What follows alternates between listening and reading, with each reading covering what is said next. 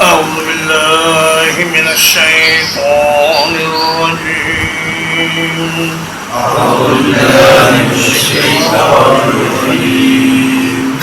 بسم الله الرحمن الرحيم.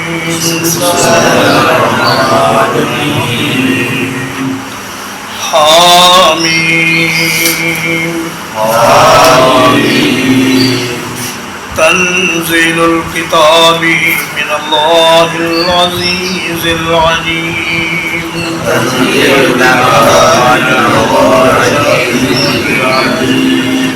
اس کتاب کا اتارنا اللہ کی جانب سے ہے جو سب پر غالب ہے، سب کچھ جاننے والا ہے.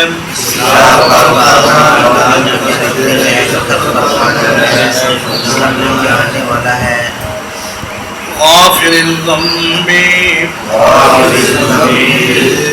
جو گناہوں کو بخشنے والا ہے. وقابل التوب، اور توبہ قبول کرنے والا ہے. شدید العقاب، بہت سخت عذاب والا ہے. ذی الطول، بڑے فضل و کرم والا ہے. لا الہ الا ہو، کوئی معبود برحق نہیں اس کے سوا. الیہ المصیر، اسی کی طرف لوٹ کر جانا ہے. سورۃ المؤمن قرآن مجید کی ترتیب تلاوت کے اعتبار سے اس کا نمبر 40واں ہے، اور ترتیب نزول کے اعتبار سے اس کا نمبر 60 ہے. اس کی آیات 85 ہیں اور 9 رکوعات ہیں اس میں، اور یہ مکی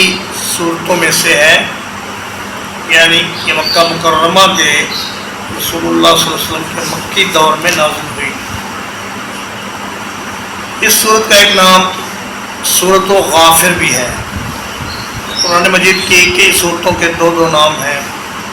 جیسے سورہ بنی اسرائیل کا نام سورۃ الاسراء بھی ہے، تو اس کا نام سورۃ غافر بھی ہے. اور یہاں سے لے کر سورۃ الاحقاف تک 7 صورتیں ایسی ہیں جو حامیم سے شروع ہوتی ہیں. انہیں حوامیم یا آل حامیم کہا جاتا ہے. اور نبی کریم صلی اللہ علیہ وسلم نے فرمایا کہ آل حامیم دیباج القرآن، یہ حامیم والی صورتیں قرآن مجید کا دیباج ہے، یعنی قرآن مجید کی رونق ہے، قرآن مجید کی خوبصورتی ہے. اور ان صورتوں کو عرائس القرآن بھی کہا جاتا ہے، قرآن مجید کی دلہنیں. تو فرمایا کہ جو آدمی ان صورتوں کی تلاوت کرے اللہ تعالیٰ اس کے گناہ معاف فرما دیتا ہے اور اس کے درجات بلند کرتا ہے. حضرت عمر رضی اللہ تعالیٰ عنہ کے پاس ایک آدمی آیا کرتا تھا، پھر اس نے آنا چھوڑ دیا. آپ نے پوچھا بھائی وہ بندہ کہاں ہے؟ تو کہنے لگے کہ بھائی وہ تو شراب میں مست رہتا ہے اور اللہ کی نافرمانیوں میں مشغول ہے. تو حضرت عمر رضی اللہ تعالیٰ عنہ نے فرمایا کہ اسے میری طرف سے ایک خط لکھو. اسے لکھو بسم اللہ الرحمن الرحیم، فإنی احمد اللہ علیک غافر الذنب وقابل التوب شدید العقاب ذی الطول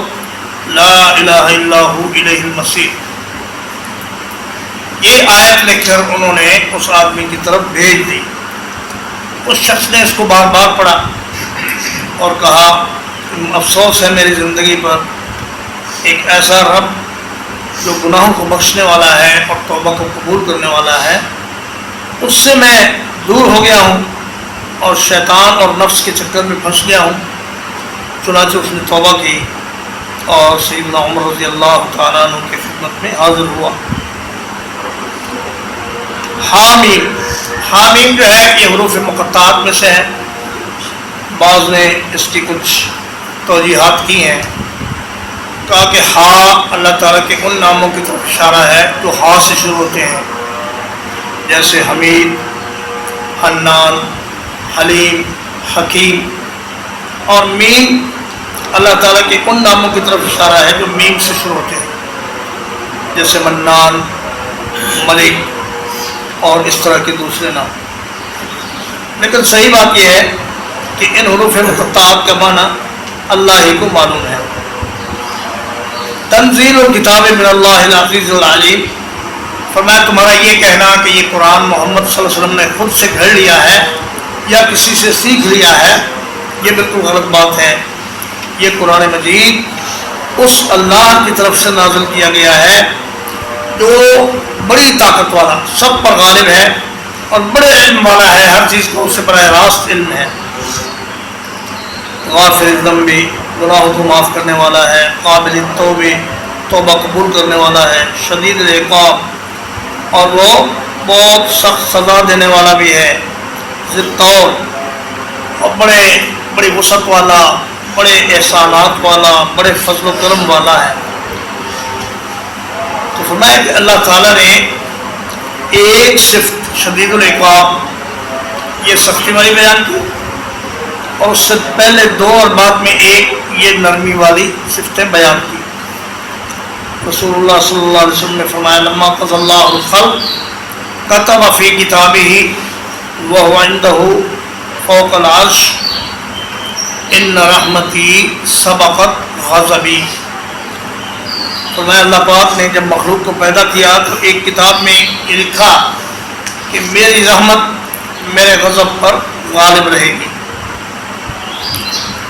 چنانچہ شدید العقاب سے پہلے غافر الذنب و قابل التوب، اور شدید العقاب کے بعد ذی الطول۔ ما یجادل فی آیات اللہ، اللہ کی آیتوں میں جھگڑا نہیں کرتے، الا الذین کفروا، سوائے ان لوگوں کے جنہوں نے کفر کیا، فلا یغررک تقلبهم فی البلاد، تو آپ کو دھوکے میں نہ ڈال دے ان کا شہروں میں چلنا پھرنا۔ فرمایا اللہ کی آیات میں اس طرح جھگڑا کرنا اور بحث کرنا کہ جس سے آیات کے معانی میں اختلاف پیدا ہو جائے، آیات متشابہات کو لے کر قرآن مجید پر اعتراضات ڈھونڈنا اور حق کو باطل ثابت کرنے کی کوشش کرنا، یہ جھگڑا اللہ کو بڑا سخت ناپسند ہے۔ اور نبی کریم صلی اللہ علیہ وسلم نے فرمایا کہ المراء فی القرآن کفر، قرآن مجید میں جھگڑا کرنا کفر ہے، یعنی اللہ کی کتاب کے آیات کو من و عن تسلیم کرنا چاہیے، ان کے معانی میں تحریف یا ان کے مطالب میں کوئی دوسری گنجائش تلاش کرنے کے لیے بحث و تمہیز نہ کی جائے۔ جو تفسیر نبی صلی اللہ علیہ وسلم سے منقول ہے اور صحابہ سے منقول ہے اور تابعین سے منقول ہے، اسی پر اکتفا کیا جائے۔ لیکن وہ جھگڑا یا مناظرہ جو حق کو ثابت کرنے کے لیے ہو، یہ مستحسن ہے، جیسے کہ ابراہیم علیہ السلام نے نمرود کے ساتھ مناظرہ کیا اور اسے لاجواب کیا، اور اللہ نے ہمارے نبی صلی اللہ علیہ وسلم کو فرمایا وَجَادِلْهُمْ بِالَّتِي هِيَ أَحْسَنُ، ان کے ساتھ جھگڑا کریں آسن طریقے سے، یعنی بحث و تمہیز کریں آسن طریقے سے اور ان کو بات سمجھائیں۔ فَلَا يَغْرُرْكَ تَقَلُّبُهُمْ فِي الْبِلَادِ، اور تجارت کر کے بڑا مال کماتے ہیں، ان کے یہ تجارتی سفر اور ان کا آنا جانا یہ آپ کو دھوکے میں نہ ڈال دے کہ یہ اللہ کے محبوب بندے ہیں۔ فرمایا یہ تو ایک تھوڑی سی مہلت ہے ان کے لیے، اس کے بعد ان کے لیے سخت عذاب ہے۔ کذبت قبلہم قوم نوح، ان سے پہلے نوح علیہ السلام کی قوم بھی جھٹلا چکی، والاحزاب من بعدهم اور بہت سے گروہ جو ان کے بعد تھے وَحَمَّتْ كُلُّ أُمَّةٍ بِرَسُولِهِمْ اور ہر امت نے اپنے رسول کے بارے میں ارادہ کیا لِيَأْخُذُوهُ تاکہ وہ اسے گرفتار کر لیں وَجَادَلُوا بِالْبَاطِلِ اور باطل دلیلوں سے جھگڑا کرتے رہے لِيُدْحِضُوا بِهِ الْحَقَّ تاکہ ان کے ساتھ وہ حق کو پھسلا دیں فَأَخَذْتُهُمْ تو میں نے ان کو پکڑ لیا فَكَيْفَ كَانَ عِقَابِ تو کیسا رہا میرا عذاب فرمایا نوح علیہ السلام کی قوم نے جھٹلایا ان کے بعد سمود عاد سمود اور قوم لوط اور قوم شعیب اور قوم فرعون انہوں نے بھی پیغمبروں کو جھٹلایا اور نتیجے میں تباہ و برباد ہوئے اور فرمایا کہ ہر امت نے اپنے رسول کو پکڑ کے قید کرنے یا قتل کرنے کی کوشش کی بعض اس میں کامیاب بھی ہوئے لیکن اکثر کو اللہ پاک نے بچا لیا ہمارے نبی کریم صلی اللہ علیہ وسلم کے بارے میں بھی انہوں نے یہی پلاننگ کی اللہ فرماتا ہے وَإِذْ يَمْكُرُ بِكَ الَّذِينَ كَفَرُوا لِيُثْبِتُوكَ أَوْ يُخْرِجُوكَ أَوْ يَقْتُلُوكَ انہوں نے آپ کو گرفتار کرنے کی قید کرنے کی اور قتل کرنے کی یا جلا وطن کرنے کی پلاننگ کی لیکن وَمَكَرُوا وَمَكَرَ اللَّهُ ان کی پلاننگ فیل ہو گئی اللہ کی پلاننگ کامیاب ہو گئی لِيُدْحِضُوا بِهِ الْحَقَّ باطل دلائل سے حق کو پسپا کرنے کی کوشش یہ کفار کا کام ہے مومن کا کام یہ ہے کہ جب اسے حق معلوم ہو جائے تو وہ کہے آمنا وصدقنا ہم ایمان لائے اور اس کی تصدیق کی فَكَيْفَ كَانَ عِقَابِ اصل میں ہے فَكَيْفَ كَانَ عِقَابِ تو آیات کے فواصل کو برابر کرنے کے لیے اس کا یا حذف کر دیا گیا اور با کے نیچے کسرہ باقی رکھا گیا تاکہ یہ اس بات کی دلیل رہے کہ یہ اصل میں عقابی تھا وَكَذَلِكَ حَقَّتْ كَلِمَةُ رَبِّكَ اسی طرح سچ ثابت ہو گئی تیرے رب کی بات عَلَى الَّذِينَ كَفَرُوا ان لوگوں کے خلاف جنہوں نے کفر کیا انہم اصحاب النار یہ کہ یقیناً وہ آگ والے ہیں جب انہوں نے پیغمبروں کو جھٹلایا نہ مانا اور پیغمبروں کو ایذا دینے کی کوشش کی تو اللہ پاک نے یہ فیصلہ فرما دیا کہ اب انہیں ہدایت نہیں ہوگی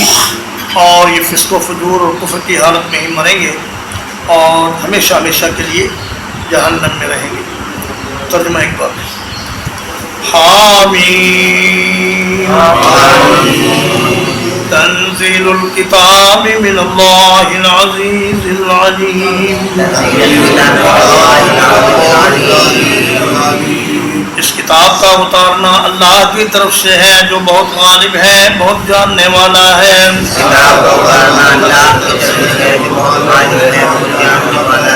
غافر الذنب وقابل التوب گناہوں کو معاف کرنے والا ہے اور توبہ قبول کرنے والا ہے شدید العقاب بہت سخت عذاب والا ہے ذی الطول بڑے احسانات والا ہے لا الہ الا ہو کوئی معبود برحق نہیں ہے اس کے سوا، الیہ المصیر، اسی کی طرف لوٹ کر جانا ہے۔ ما یجادل فی آیات اللہ، اللہ کی آیتوں میں جھگڑا نہیں کرتے، الا الذین کفروا، مگر وہ لوگ جنہوں نے کفر کیا، فلا یغررک تقلبهم فی البلاد، تو ان کا شہروں میں چلنا پھرنا آپ کو دھوکے میں نہ ڈال دے۔ کذبت قبلہم قوم نوح، ان سے پہلے نوح علیہ السلام کی قوم بھی جھٹلا چکی، والاحزاب من بعدہم، اور بہت سے گروہ ان کے بعد، محمد کل امت برسولہم، اور ہر امت نے اپنے رسول کے بارے میں ارادہ کیا، لِيَأْخُذُوهُ، تاکہ وہ اسے گرفتار کر لیں، وَجَادَلُوا بِالْبَاطِلِ، اور انہوں نے باطل دلائل سے جھگڑا کیا، لِيُدْحِضُوا بِهِ الْحَقَّ، تاکہ ان کے ساتھ وہ حق کو پسپا کر دیں، فَأَخَذْتُهُمْ، تو میں نے انہیں پکڑ لیا، فَكَيْفَ كَانَ عِقَابِ، تو کیسا رہا میرا عذاب، وَكَذَلِكَ حَقَّتْ كَلِمَةُ رَبِّكَ، اور اسی طرح تیرے رب کی بات سچ ثابت ہو گئی، عَلَى الَّذِينَ كَفَرُوا، ان لوگوں کے خلاف جنہوں نے کفر کیا، انہم اصحاب النار، یہ کہ وہ آگ کے رہنے والے ہیں۔ وصلی اللہ علیہ وسلم وآلہ وصحبہ اجمعین۔